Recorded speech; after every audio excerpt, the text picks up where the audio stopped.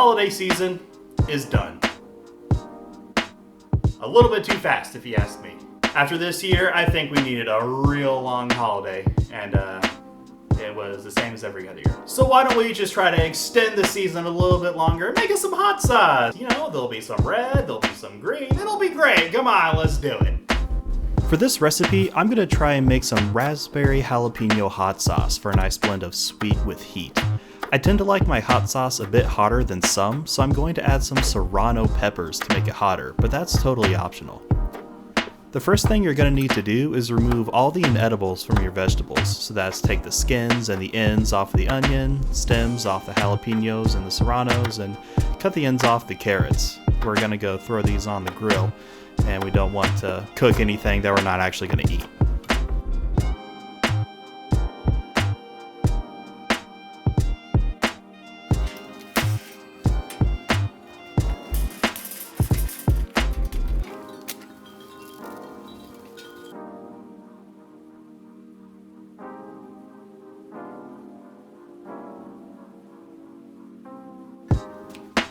When putting the vegetables on the grill, our goal isn't to cook them through, just to give them a good char and slightly smoky flavor. So you'll want to make sure your coals are very hot or your flame is high before putting your food on.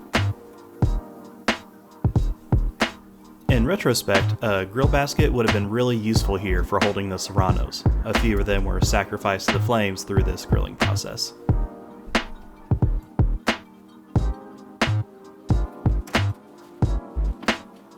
Once you notice a good char and blistering on the peppers, go ahead and flip them over and do the same on the other side. The time for this varies pretty significantly depending on your fuel, so keep an eye on them.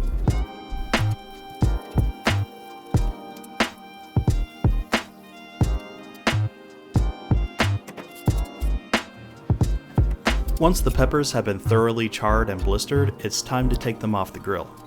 I left the onion and carrots on longer than the peppers by about 15 minutes to help the smoke flavor penetrate. They're more robust than the peppers, so they can handle more time on the grill.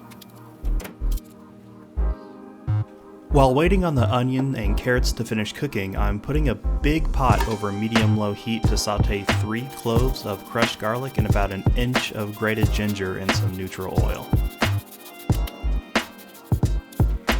When the garlic and ginger start to smell fragrant, we're going to add the rest of our ingredients, the vegetables from the grill and our raspberries.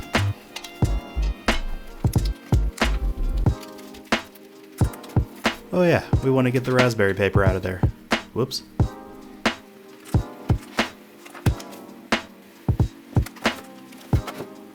Give everything a good stir to combine things evenly and break up any frozen fruit. Now we want to pour in enough apple cider vinegar just to cover the contents of the pot and bring to a boil.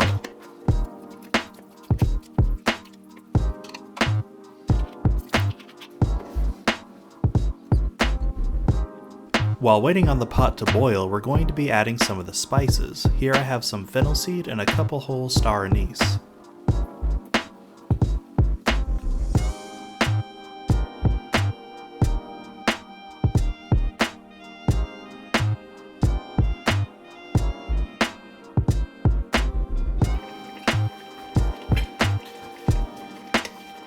Once the liquids have reduced by half, we can cut the heat.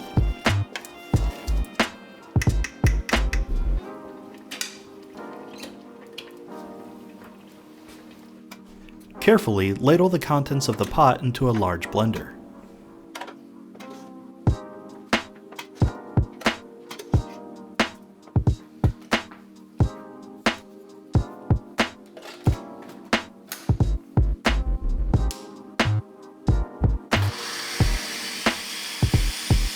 Realize that you forgot to put the blade in the blender and take a moment to sit in your shame.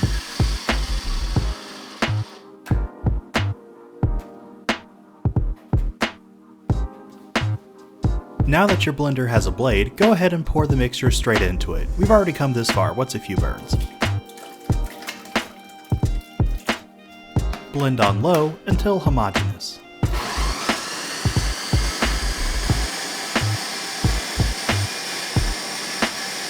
Now is your last opportunity to change any flavors. I added half a cup of sugar, a teaspoon of ground nutmeg, and a teaspoon of ground cloves. It tastes Christmassy and hot. So there you have it, some hot sauce for the holidays. It's got the green jalapenos, it's got the red raspberries, and a whole bunch of warm flavors. If you do this in advance for next year, these are the perfect gifts for like stocking stuffers. They're super tiny, those little woozy bottles. Just drop them in, it's homemade, everybody's gonna love it. Even if they don't like hot sauce, they still love you. Alright, thank you for watching everybody. Go ahead and give me a thumbs up, hit the subscribe button, the bell, everything that you have to do these days. Man, it is work watching YouTube. Why is it so much work?